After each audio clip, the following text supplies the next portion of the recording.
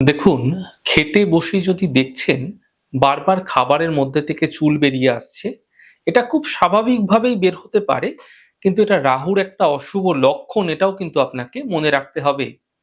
তো এই সময় কোনো মতেই ওই খাবার কিন্তু আপনি গ্রহণ করবেন না, তৎক্ষণাৎ ছেড়ে দেবেন, অন্য খাবার খান।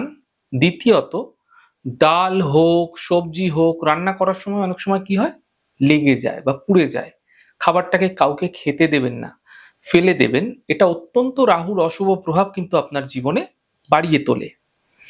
তৃতীয়ত, যাদের মাথা অত্যন্ত খারাপ থাকে, ছোট ছোট বিষয়ে উল্টোপাল্টা কথা বলে দিল, মেজাজ সবসময় গরম, কাউকে তোয়াক্কা করে না, সবসময় মেজাজের মধ্যে একটা উগ্রতা আপনারা লক্ষ্য করতে পারেন। সে যখন খেতে বসবে তখন তার থালার পাশে একটা পাত্রে সামান্য ভাজা মৌরি তাকে দিয়ে রাখবেন। তার খাওয়া হয়ে গেলে তাকে ভাজা মৌরি খেতে বলবেন। চতুর্থত, যারা দাঁড়িয়ে জল খান, তাহলে জানবেন তার পায়ের কোনো সমস্যা, হাঁটুর সমস্যা অবশ্যই আসবে, বিশেষ করে যারা উঁচু করে জল খান। তাই সর্বদা বসে জল খাবেন। এই প্রভাবগুলিতে কিন্তু, এই লক্ষণগুলিতে আপনাদের রাহুর অশুভ প্রভাব কিন্তু জীবনে ক্রমশ বাড়তে থাকবে। এগুলি মেনে চলুন, ফায়দা পাবেন।